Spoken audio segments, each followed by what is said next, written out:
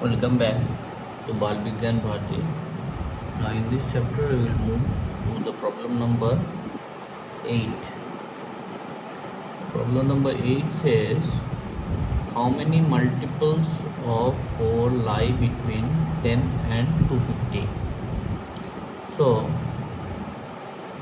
the multiple of 4 we can understand it is a case where all the numbers that we will find is having 4 as a factor. So if we start from the minimum of that, we can start from 4, but when the range is from 10 between 250 10 to 250, so the first of the multiple that could be the inside this range that we can find is as 12, because 4 having multiple of 4 into 1 4, 4 into 2 8, 4 into 3 12, so which crosses 10. So the number in this case we can say that the first term will be 12. So what would be the last number? So that we can easily get, if I divide 250 by 4, so we'll get how much? 4 to the 8, so 2 is comes as remainder, so we have to take the lesser than 250, so we have to take where we will get that quotient without any remainder. So if I deduct 2 from this 250, we will get the maximum number, which is multiple of 4, and that is equal to 248. So extreme numbers we can find by this way. So now how many multiples of 4 lies? So that means from here to here how many terms are there, that is to be found. So this is very easy. Then further, first term is 12. Common difference you don't know. The last term is 248. Okay, and number of terms let me take as n. So now you have to find the number of terms. So but common difference is not known. So how will get that? So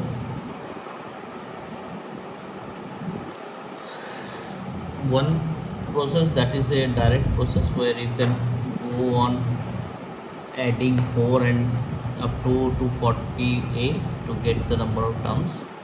But using the properties of that AP series, you can say the last term is equal to the first term plus n minus 1 into d. So here n and d are unknown. Okay, so both are unknown. L and A we know, but apart from that nothing is known to you. So how will you calculate then?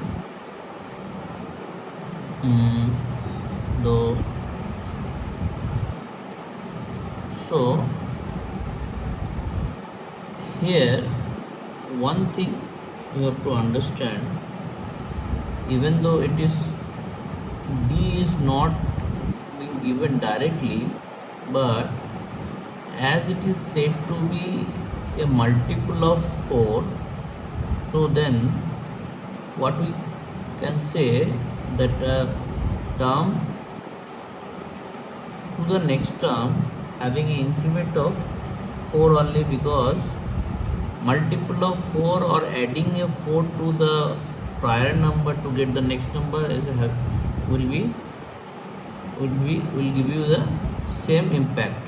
So that means if we start from 4, the next time I'm getting 8, next to that I'm getting 12, so that means these terms are multiple of 4, but at the same time how will I achieve that? If I add 4 plus 4 with which I am multiplying, so I will get the next term. So that means from there we can say that the common difference is 4.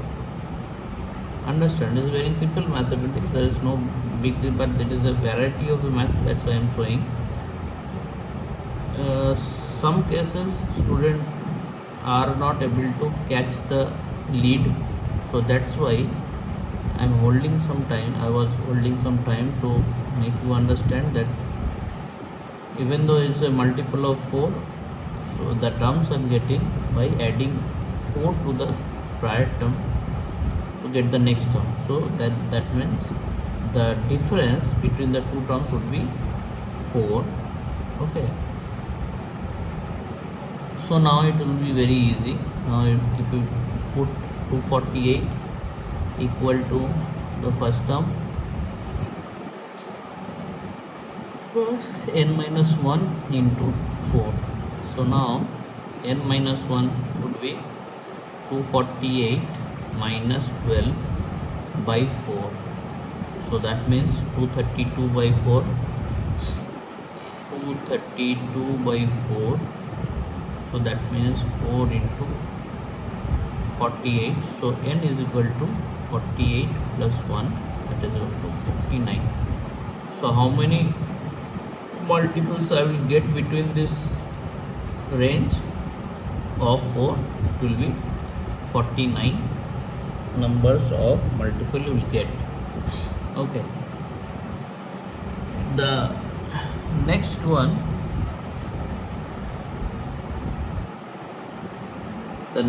is the sum of first 3 terms of an AP is 48 if the product of the first and the second terms exceeds 4 times the third term by 12. Find the AP.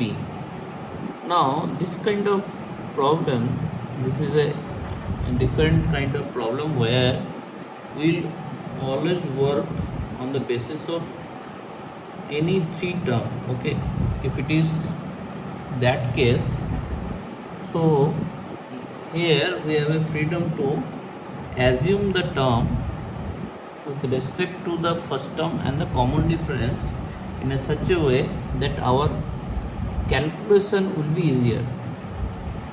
Okay, so what I mean to say is that now here you can see the sum of the first 3 terms of an AP is this one, and there is a one condition we will get as per your assumption of the terms, and you will get one equation. In the second, with the second statement you will get another equation. But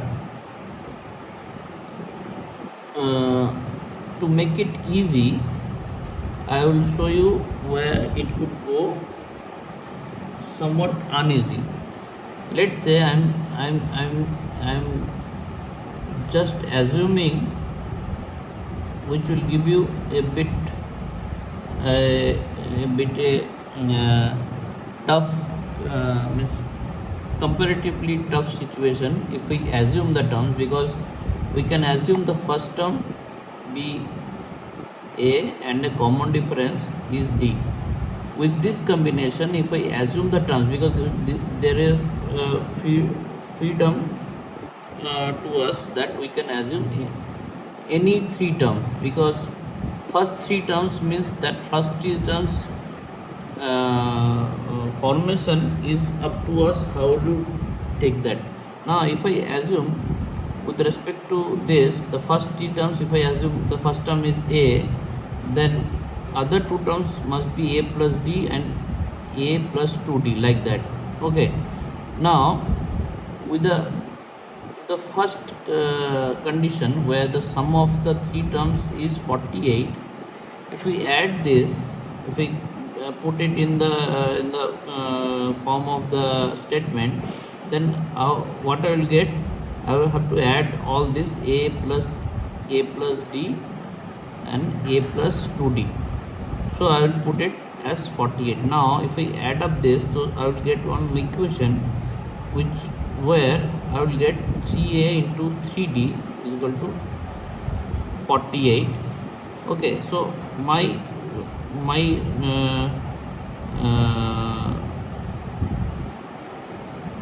intention to tell you that if we go that, So I cannot be in a better position if I would take the terms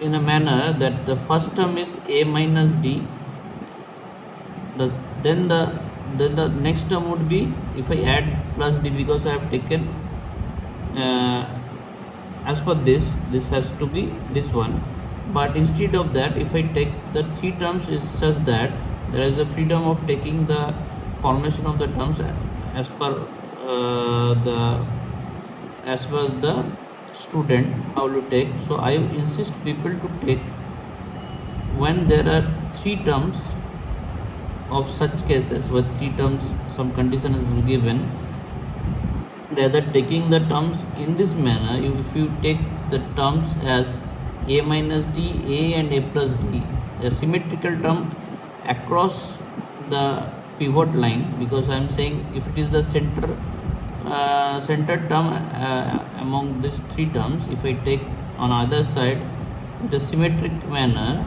then my job will be further more easier. How? You can see it right now. With the same condition, the sum of the first three terms is 48. If I assume the terms like that, what would happen that if I add this all,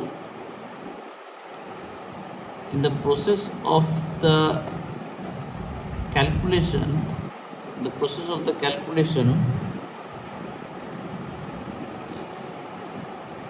I can eliminate one variable, that is d here.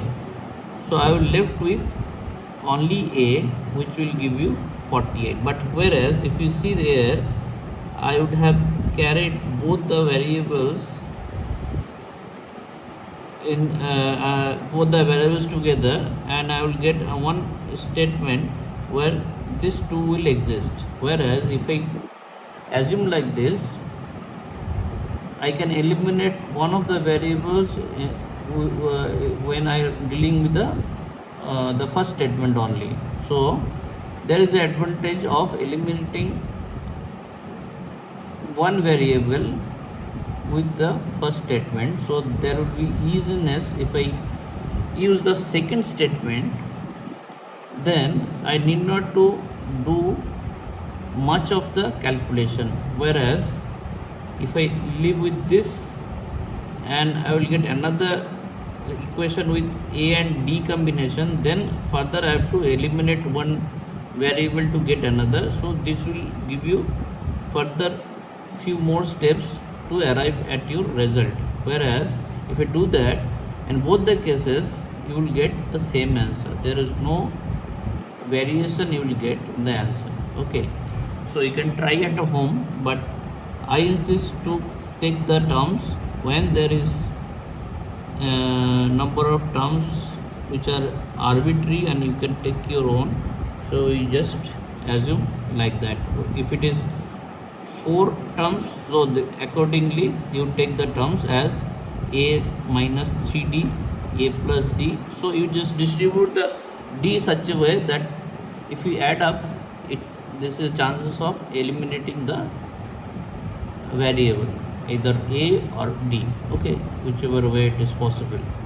So now if now I'm just dealing with the first is over. In the first case only itself I got the value of a. Okay, so now I have to find only the d with the product of the first and the second term. So now in this case, first and second terms, if the product will become a into a, product first and second term exceeds 4 times the third term by 12.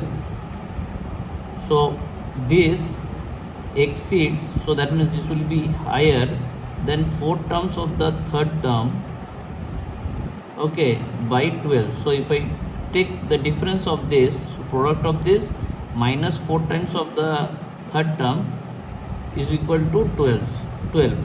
So now a is 16, so you can eliminate a, you put 16 minus d minus 4 into 16 plus d equal to 12. So all you can see is a factor of 4, so you can reduce it. 4 into 16 minus d minus 16 plus d equal to 3. Now if we calculate, I will get 64 minus 4d minus 16 minus d equal to 3. Now if we bring d on one side, I will get 5d, that is equal to 64 minus 16, that is equal to 48. 48 minus further 3, 45. So then d I will get 15.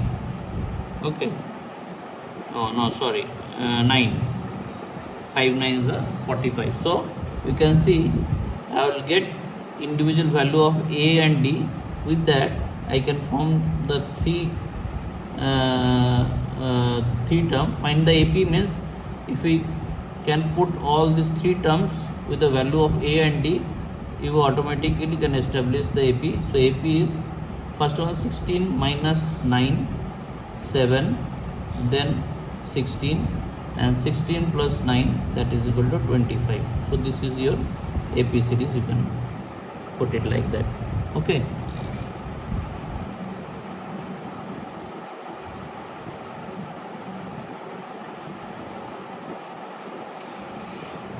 Okay, so I will end up here. In the next video I will go to the problem number 10. Thank you for now.